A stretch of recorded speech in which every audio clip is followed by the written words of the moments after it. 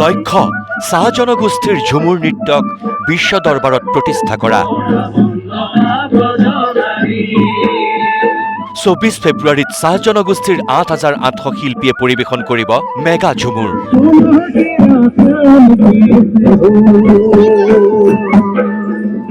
অনুষ্ঠানৰ বাবে ৰাজ্যজুৰি চলিছে আখৰা।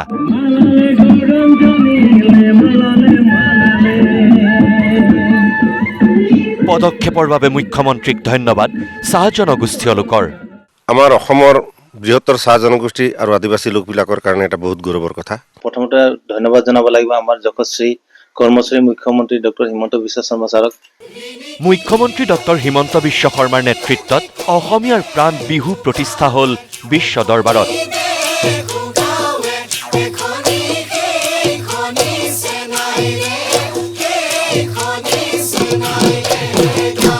সৰুসজাই ষ্টেডিয়ামত প্ৰধানমন্ত্ৰীৰ সন্মুখত প্ৰায় 12,000 বিহুৱা নাচনীয়ে একেলগে বিহু নৃত্য কৰি গঢ়িছিল বিশ্ব অভিলেখ।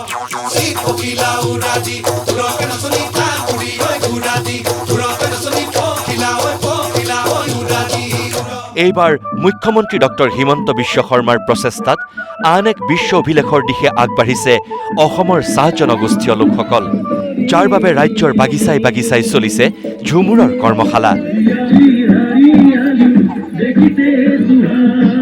এই দৃশ্য কলিয়াবৰৰ শাকতোলা চাহ বাগিচাৰ, য'ত অহৰহ চলিছে ঝুমুৰৰ কৰ্মশালা। গীতৰ তালে তালে নাচিছে নৃত্যশিল্পীয়ে।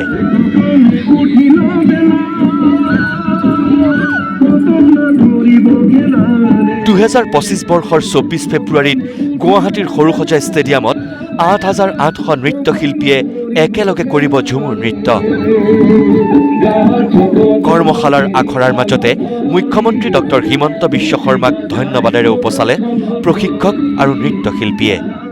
চাহ জনগোষ্ঠী আদিবাসীৰ যি ঝুমুৰ নৃত্য, এই ঝুমুৰ নৃত্যটিক বিশ্ব দৰবাৰলৈ লৈ যোৱাৰ যি প্ৰচেষ্টা চলাইছে আমাৰ মাননীয় মুখ্যমন্ত্ৰী মহোদয়, তেখেতক আমি চাহ জনগোষ্ঠী আদিবাসী তৰফৰ পৰা অশেষ ধন্যবাদ জ্ঞাপন কৰিছোঁ। কাৰণ এয়া আমাৰ পৰিচয়, যেতিয়া কলা কৃষ্টি নাথাকিব আমি পৰিচয় দিব নোৱাৰিম। গতিকে যিটো প্ৰচেষ্টা চৰকাৰে লৈছে আমি অতিকৈ ধন্যবাদ জনাব বিচাৰিছোঁ মাননীয় মুখ্যমন্ত্ৰী মহোদয় লগতে অসম চৰকাৰক। আমাৰ মেগা ঝুমুৰটো আজি বিশ্ব দৰবাৰত ল'বলৈ আমি সাজু হৈছোঁ আৰু আমাৰ এই কৰ্মশালা চলি আছে আৰু আমি বহুত আনন্দিত যে আমাৰ মুখ্যমন্ত্ৰী আমাৰ কাৰণে ভাবিছে আৰু ঝুমুৰটো আমাৰ বিশ্ব দৰবাৰত লৈ গৈছে। চাহ জনগোষ্ঠীয় বিশিষ্ট শিল্পী দুলাল মানকিয়েও ঝুমুৰ গাই আনন্দ প্ৰকাশ কৰিলে। আখৰা বন্দনা কৰি সৰস্বতী মাগো বুলি আখৰা বন্দনা ব্ৰজনাৰী ক'লে আমাৰ জনগোষ্ঠীৰ প্ৰত্যেকজন লোক আজি বহুত সুখী, সেয়েহে চৰকাৰক ধন্যবাদ। সেই বিশ্ব দৰবাৰত লোৱাৰ যি প্ৰচেষ্টা চৰকাৰে হাতত লৈছে তাৰ কাৰণে আমি এইটো ধন্যবাদ জনাইছোঁ চৰকাৰক। প্ৰধানমন্ত্ৰী আমি দেখুৱাম, প্ৰধানমন্ত্ৰী চাব আৰু সেই তাৰ যোগেদি আজি গোটেই বিশ্ব দৰবাৰত এটা প্ৰচাৰ হ'ব আমাৰ সংস্কৃতিটো, গীত মাত নৃত্যটো। তাৰ কাৰণে আমি অসমবাসীৰ হৈ আমি গোটেই শিল্পী সমাজ গোটেই জনগোষ্ঠীৰ প্ৰত্যেক ব্যক্তিয়ে অত্যন্ত সুখী আৰু আনন্দিত হৈছোঁ আৰু ভাল লাগিছে।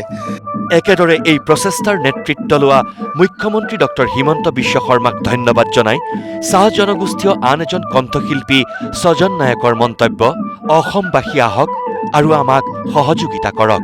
200 বছৰ পিছত চাহ জনগোষ্ঠী আদিবাসী সমাজৰ কলা কৃষ্টি যিটো ঝুমুৰ, আমি আগতে বাগানতে চোতালতে আমি নাচি আছিলোঁ, আজি আমি সেইটো বিশ্ব দৰবাৰত প্ৰতিষ্ঠা কৰিবলৈ এটা সুযোগ পাইছোঁ, একমাত্ৰ আমাৰ মুখ্যমন্ত্ৰী হিমন্ত বিশ্ব শৰ্মা ছাৰৰ কৃপাত।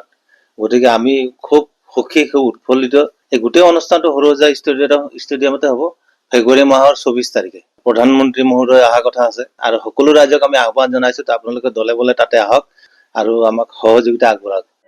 উল্লেখ্য যে 2025 বৰ্ষৰ 24 ফেব্ৰুৱাৰীৰ দিনা গুৱাহাটীৰ সৰুসজাই ষ্টেডিয়ামত প্ৰধানমন্ত্ৰী নৰেন্দ্ৰ মোদীৰ সন্মুখত চাহ জনগোষ্ঠীয় শিল্পীসকলে প্ৰদৰ্শন কৰিব ঝুমুৰ নৃত্য।